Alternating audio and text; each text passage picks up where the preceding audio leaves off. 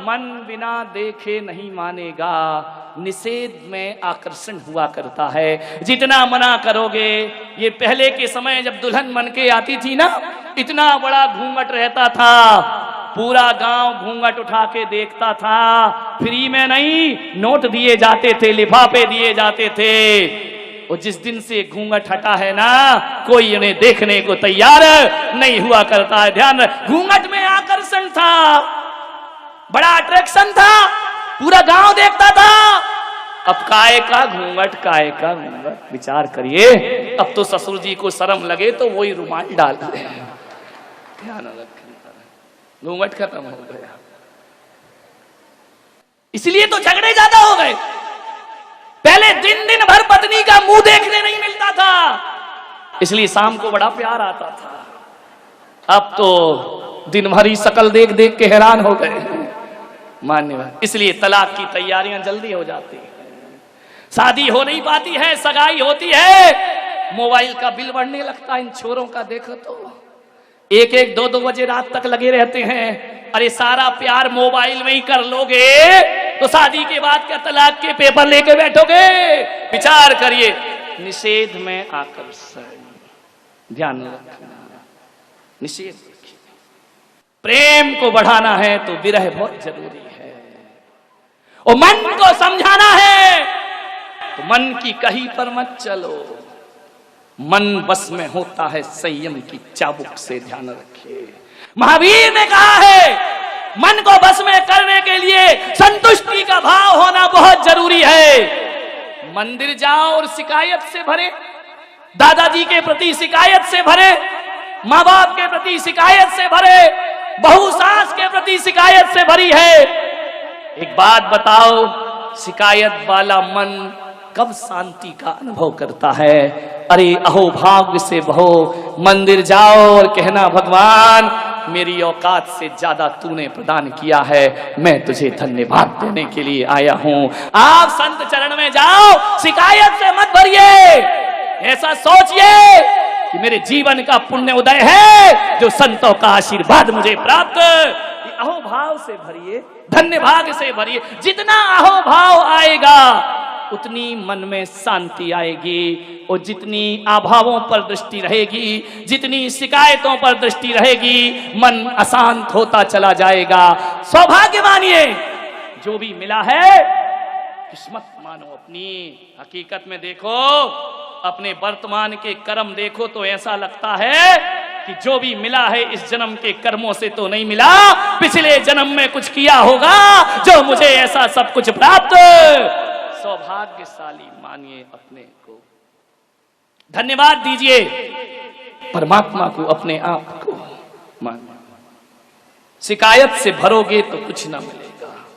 एक बात याद रखना, खतरनाक न वाणी होती है, न आंखें होती हैं, न खतरनाक इंद्रियां हुआ करती हैं। खतरनाक यदि कोई होता है तो मन हुआ करता है। मन आंखों को भी खतरनाक करता है, मन जुबान को भी खतरनाक करता है। मन तो वो है, ध्यान रखना, तुम्हारे घर में एक स्विच बोर्ड होता है और एक मेन स्विच होता है। ये इंद्रियां स्विच हुआ करती हैं और मन मेन स्विच हुआ करता है। मन का मेन स्विच गिरा दो, इंद्रियों के स्विच अपने आप बंद हो जाया करते हैं, उन्हें बंद करने की कोई जरूरत नहीं। मन का मेन स्विच गिराइए, सारे उपद्रव मन के द्वारा होते हैं। मान्यवर, मन, एक बात याद रखना, दूध को लीटर से नापा जाता है और कपड़े को मीटर से नापा जाता है। एक बात बताओ, मन को नापने का कौन सा तराजू तुम्हारे पास है? मन के नापने का कोई तराजू नहीं है। कभी आकाश की ऊंचाइयों में जाता है ये मन, और कभी खंबात की खाड़ी में गिर जाता है ये मन। ध्यान रखना, ये मन बड़ा नादान, जितना इसे मनाओ उतना मचलता है, उतना दूर भागता है। एक बात याद रखिए, सम्राट सिकंदर जब भारत को जीतने के लिए आए, विश्व विजेता बनने का ख्वाब लेकर जी रहा है, किसी व्यक्ति ने यूनान से आते समय कहा कि सम्राट, भारत जा रहे हो, क्या लेकर आओगे? सम्राट ने कहा भारत सोने की चिड़िया है, वो सारे सोना भारत से लेकर मैं यूनान में आ जाऊंगा, भारत को लूट कर लाऊंगा। किसी वृद्ध ने कहा कि सम्राट भारत से केवल सोना लेकर मत आना, भारत जा रहे हो तो दुनिया के सभी देशों के पास सोने चांदी मिल जाएंगे, भारत से तो वहां का अध्यात्म लेकर के आना, क्योंकि जो अध्यात्म भारत के पास है वो दुनिया में किसी के पास नहीं हुआ करता है। सम्राट आया, भारत को लूटा और लौटते समय उसने अपने एक सैनिक से कहा कि मुझे उस व्यक्ति की एक बात याद है कि भारत का अध्यात्म हमें लेकर चलना है। जंगल से घोड़ों पर गुजर रहा था, एक झरने के नीचे दिगंबर मुनि विश्राम कर रहे हैं। सैनिक पहुंचा, नग्न दिगंबर काया, हाथ का सिरहाना, धरती बिछाना, आकाश ओढ़ना। उसने जाकर के कहा संत जी सम्राट बुलाते हैं तुम्हें। संत ने कहा कौन सम्राट? अरे सम्राट सिकंदर, विश्व विजेता सिकंदर। अरे संत ने कहा मैं किसी सिकंदर को नहीं जानता। बोले अरे सारी दुनिया उसे जानती है और तुम नहीं जानते हो। बोले मैं नहीं जानता किसी सिकंदर को। अरे बोले वो सम्राटों का सम्राट है। अरे बोले होगा, मेरे किस काम का?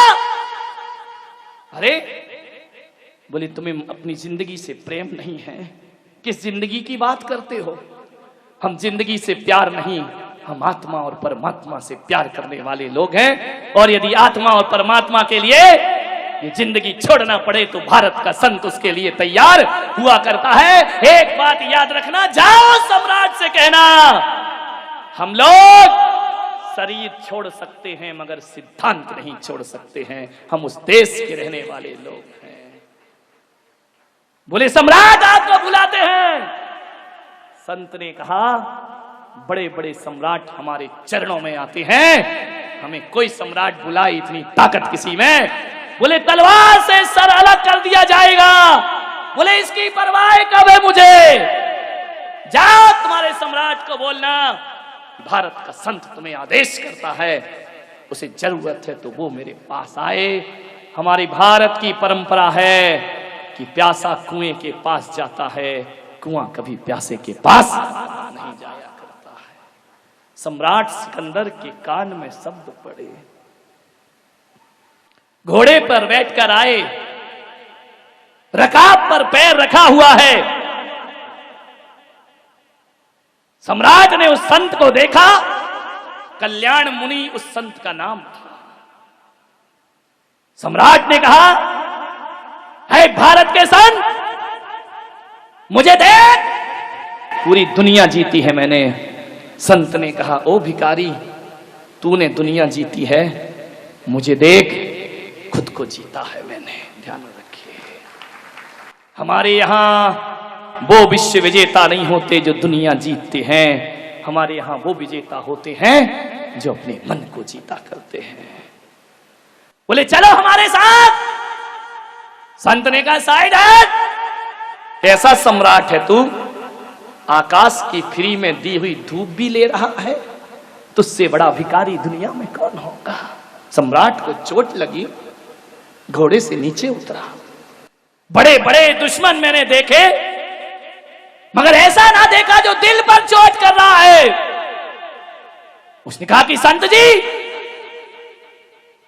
मेरे एक वृद्ध ने कहा है कि भारत से जब लौटो तो अध्यात्म लेकर के लौटना, मैं तुम्हें अपने देश ले जाना चाहता हूं। संत ने कहा जानता है अध्यात्म क्या होता है? जरा एक बात बता सिकंदर, ये जो सारी दुनिया में लूट खसोट कर रहा है तू, ये सारी दुनिया को जो जीत रहा है, बोल इसके बाद तू क्या करेगा? बोले मैं पूरे विश्व को जीत लूंगा। सम्राट जरा ये बता तू करेगा क्या उसके बाद? बोले उसके बाद शांति से रहूंगा, शांति से जीऊंगा, शांति से खाऊंगा, शांति से पीऊंगा, पूरी दुनिया पर हुकूमत करूंगा, संत ने कहा, पागल, इतने से के लिए इतना बवंडर? बोले क्या मतलब? बोले शांति से जीने के लिए इतनी बड़ी अशांति क्यों करता है? बोले समझ नहीं पाया मैं। बोले पागल, शांति के लिए दुनिया नहीं जीती जाती, शांति के लिए तो खुद को जीता जाता है, मन को जीता जाता है।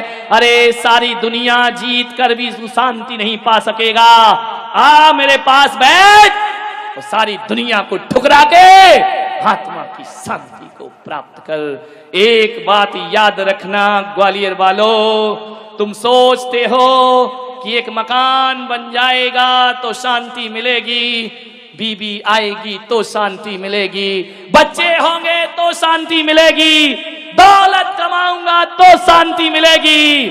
सब कुछ तो करके देख लिया, मरते दम तक भी शांति ना मिली। मंदिर की शांति धाराओं ने भी शांति ना दी, शांति विधान ने भी अशांत ही बना करके रखा। मैं आपसे मेरा निवेदन है, एक बात गांठ बांध लीजिए कि शांति साधनों से नहीं मिला करती है, शांति तो परमात्मा की साधना से प्राप्त हुआ करती है। ध्यान रखिए, साधना चाहिए, साधनों से कभी शांति मिली है क्या? कहते हैं कि सम्राट सिकंदर कल्याण मुनि को यूनान ले गया जहाज के रास्ते से, और जब सम्राट सिकंदर दुनिया से गया, डॉक्टर आए, हकीम आए, वैद्य आए, सब घेर कर बैठे हैं। सम्राट सिकंदर से कल्याण मुनि ने कहा कि सिकंदर, अब तुम्हारे जीवन का समय खत्म हो चुका है। संत जी, एक दिन का जीवन दे दो।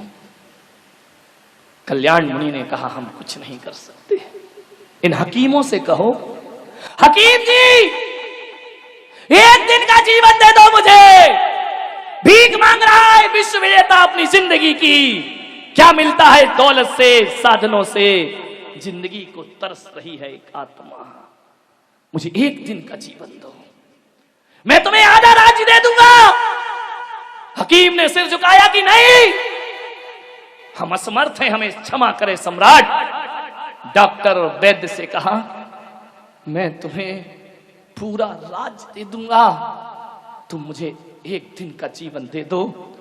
वैद्य ने कहा, एक दिन तो बहुत बड़ी बात है सम्राट, हम तुम्हें 1 घंटे की सांसें भी नहीं दे सकते हैं, 1 मिनट की सांस भी हम तुम्हें प्रदान नहीं कर सकते हैं। कोई मुझे जीवन नहीं दे सकता है, तो फिर मैंने ये दुनिया क्यों जीती है?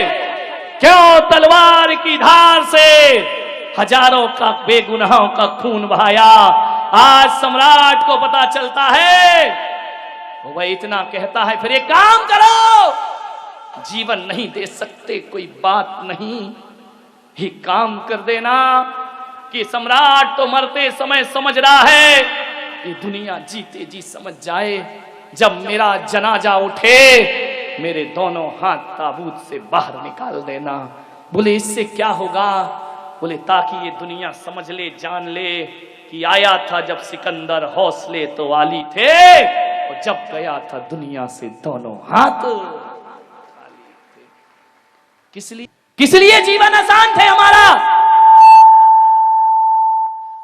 सामान 100 बरस का, पल की खबर नहीं, मन की शांति को भंग कर दिया। मान्यवर, एक संत किसी गृहस्थ के घर रात रुका, काले कपड़े पहना था। गृहस्थ ने पूछा, मैंने भगवा संत तो देखे हैं, पीतांबर संत देखे हैं, श्वेत वस्त्र वाले संत देखे हैं, निर्वस्त्र संत देखे हैं, तू कैसा काले कपड़े पहन करके घूम रहा है? उसने कहा, ये मेरे शोक के कपड़े हैं। बोले किस बात का शोक है संत को? बोले मेरे क्रोध मान माया का अंत हो गया है, उसका मातम मनाते घूम रहा हूं मैं। बोले क्रोध मान माया का अंत हो गया? बोले हां, उसके मातम में मैंने ये मातमी कपड़े पहने हैं।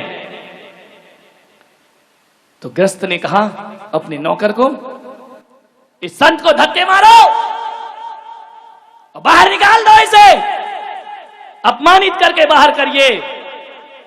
नौकर ने धक्के मारे, बाहर निकाला गया। संत ने कहा वापिस आ जाओ, गृहस्थ ने कहा वापिस आओ, फिर लौट कर आ गया।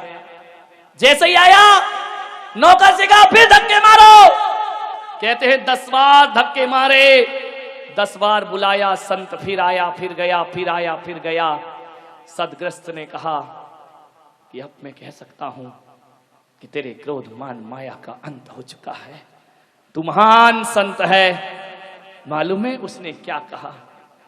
तूने 10 बार बुलाया, अंदर बुलाया, बाहर भेजा और मैं आ गया, मुझे गुस्सा नहीं आया, ये मैंने क्रोध जीता है। और तू कह रहा है महान संत है, तो मैं कोई महान संत नहीं हूं।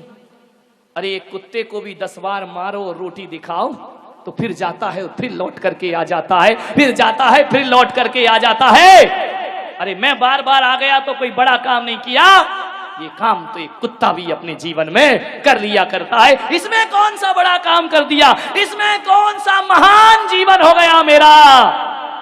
मान्यवर, कुत्ते को दुत्कारो तो भागता है और कुत्ते को पुचकारो तो पास में आ जा। ऐसा ही मेरा जीवन है, तुमने धक्के मारे तो मैं चला गया और तुमने प्यार से बुलाया तो मैं लौट करके वापिस। ये होती है जीवन की शांति। मान्यवर, संत तुकाराम की पत्नी बड़ी झगड़ालू, इतनी झगड़ालू कि जब वो खाने को बैठे तो थाली फेंक दे उनके ऊपर। तुकाराम कुछ नहीं, चुपचाप शांति से भोजन करते जाएं, करते जाएं। एक दिन इतनी गुस्से में आई कि ठंडी के दिनों में उस पत्नी ने मटके का ठंडा पानी तुकाराम की सिर से डाल दिया। तुकाराम ने कहा अभी तक तो मैं समझता था कि मेरी पत्नी ज्वालाबाई है, आज पता चला कि ये शांतिबाई भी बना करती है। ध्यान रखिए मान्यवर, बहुत कठिन काम है, प्रयास करें। एक व्यक्ति मेरे पास आया, बोले महाराज मैं सन्यास लेना चाहता हूं। तो मैंने कहा देर किस बात की है, अब तू सोच क्या रहा है, इतने अच्छे भाव बने हैं, चल साथ में। बोले महाराज जब तक प्रवचन सुनो लगता है सब छोड़ो। तो मैंने कहा बस उसी दिन छोड़ दे। बोले मन तो बहुत है कि मैं सन्यास ले लूं। तो मैंने कहा ले क्यों नहीं रहा है, मन को देखो कितना चंचल है। बोले महाराज आज जब मैं घर से आ रहा था, पत्नी ने 3 बार हाथ पकड़ा, तुम सन्यास मत ले लेना, मैं मना कर रही हूं तुमको, महाराज के पास खूब जाओ लेकिन महाराज के साथ मत जाओ, ध्यान रखना। बोले महाराज मेरी इच्छा बहुत है, पत्नी राजी नहीं है, वो रोकती है। और एक दिन आपने अपने प्रवचन में कहा था कि किसी का दिल दुखाना पाप है, तो किसी से बड़ी तो मेरी पत्नी है। ये सोच करके मैं नहीं ले पा रहा हूं कि मैं उसका दिल कैसे दुखाऊं, क्योंकि आपने कहा दिल दुखाना हिंसा है, दिल दुखाना पाप है, मैं ऐसा पाप कैसे कमा सकता हूं, लेकिन मन बहुत है। वाह रे बेईमान आदमी। मैंने कहा सन्यास तो रख तू एक तरफ, सन्यास की बातें तो अपन बाद में करेंगे, जरा एक बात बता, तेरी पत्नी और कौन कौन सी बातों से राजी नहीं होती है? सन्यास से तो राजी नहीं है, चल मैं मानता हूं, और कौन सी बातें हैं जिनसे तेरी पत्नी खिलाफ है? बोले ऐसी तो कई बातें हैं। मैंने कहा फिर भी? बोले वो कहती है सिगरेट मत पियो, वो कहती है फिल्म देखने मत जाओ, वो कहती है दिन भर किताबें मत पढ़ो, वो कहती है यार दोस्तों के साथ ज्यादा देर रात तक वापस ना लौटो। तो मैंने कहा बोल तेरी सिगरेट छूट गई? बोले नहीं छूटती नहीं, बहुत कोशिश करता हूं। तो मैंने कहा पागल, तू उसका दिल दुखा रहा है, हिंसा का क्या होगा? बोल पाप लगेगा या नहीं लगेगा? सन्यास लेने में उसका दिल दुखेगा, सिगरेट पीकर दिल दुखाए जा रहा, सिगरेट फूके जा रहा है। अरे उस समय तो सोच, हिंसा लग रही है, पाप हो रहा है। बोल, झूठ बोलने को पत्नी मना करती है। मैंने कहा झूठ बोलना छोड़ दिया? बोले नहीं छोड़ा। तो मैंने कहा पागल, पत्नी तो कई चीजों को मना करती है, लेकिन तेरी समझ में एक सन्यासी आया कि उसने मना किया और मैं ले लूंगा तो दिल दुखेगा। अरे सिगरेट में भी दिल दुखता है, तू जो आवारा गर्दी करता है। विचार, ये मन की चालाकियां तो देखो, कैसे सन्मार्ग से बचाता है अपने आप को। मैंने कहा केवल सन्यास का दुख नहीं देना चाहता तू, बाकी सारे दुख उसके हवाले तूने कर रखे हैं। अरे सोच तो, विचार तो कर, मन बड़ा चंचल है, सन्मार्ग से पीछे जाता है, सन्मार्ग से घसीटता है हमें। कितने तर्क निकाल लेता है मन, विचार करिए। महाराज, मुझे आपसे बात कहना तो नहीं चाहिए, फिर भी कह रहा हूं, बुरा मत मानना। बात तेरे के मानूंगा तो मानूंगा, तू बोल दे जो बोल रहा है। मैं उसी समय समझ जाता हूं कि तू तो बुराई मानने वाली बात बोल रहा होगा, तब तो कह रहा बुरा मत मान। ये बड़े चापलूस लोग होते हैं, ध्यान रखिए। मानने वाला, आओ मन की शांति की तलाश करें।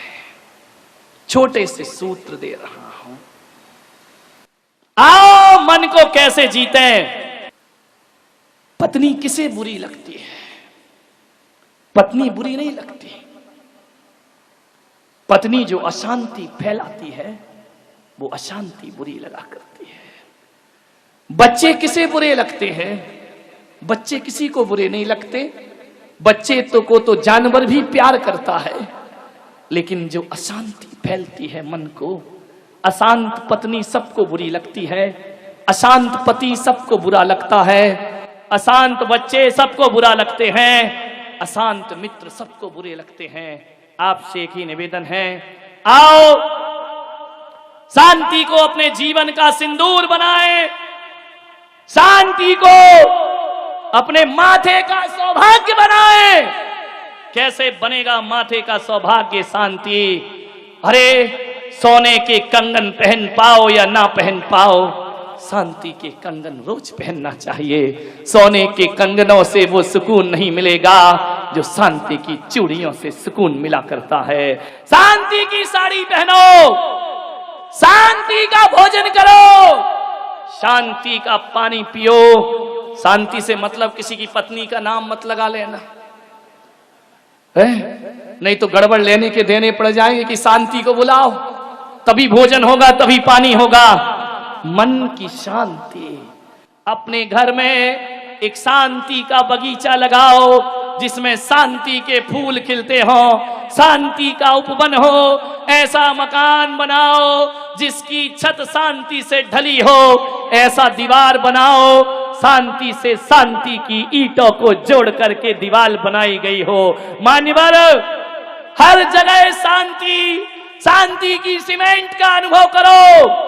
आंख बंद करके बैठने से शांति नहीं मिलती है। शांति, अकेला पानी मत पियो, उसमें शांति की टॉनिक भी पीने का आप प्रयास करिए।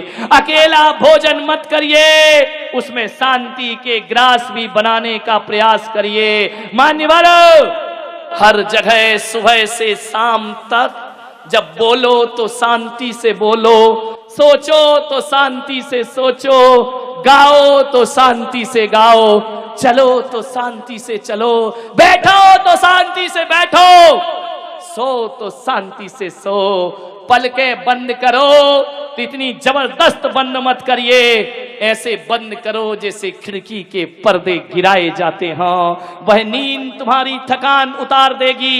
ये होश पूर्वक सोना है, वो जहां खर्राटे आने लगे तो बेहोश पूर्वक सोना है। ध्यान रखिए, बेहोशी की नींद से थकान नहीं उतरती, प्रज्ञा नींद में सोइए। ध्यान रखिए, योग निद्रा जिसे कहा जाता है, पलकें बंद करो और ऐसा लगे कि शांति के वन में मेरा प्रवेश हो चुका है। सांसें ऐसे लो, बड़ी शांति के साथ सांसों को लेने का प्रयास करिए।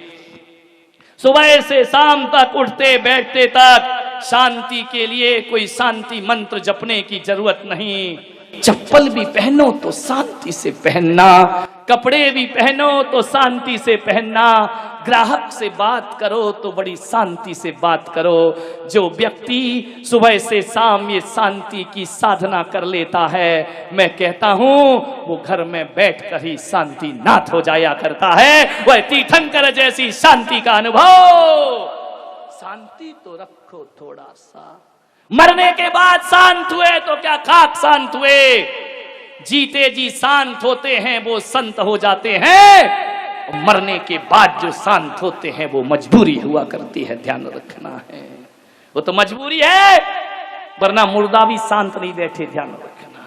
ये शांति की साधना, कोई त्याग नहीं करना है, कोई तपस्या नहीं करना है, कोई माला नहीं फेरना आपको, कोई वैराग्य नहीं लेना आपको। 24 घंटे शांति का अनुभव करिए। मान्यवर, समय की कीमत समझिए, बहुत शांति मिलेगी।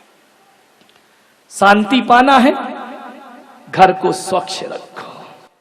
जितना घर गंदा होगा, जितने घर में गंदगी होगी, कचरा फैला रहेगा, मन अशांत रहेगा। इसे महावीर ने कहा क्षेत्र की शांति। समय से 5 मिनट पहले करोगे, ये है समय की शांति। ध्यान रखिए, हर काम बड़ी शांति से करोगे, ये है मन की शांति। ध्यान रखना है, आपको जीवन में शांति प्राप्त करना है। समय से पहले काम होना चाहिए, साफ सुथरा घर रखिए। एक बात याद रखें, शांति से जीने और बोलने का प्रयास करें।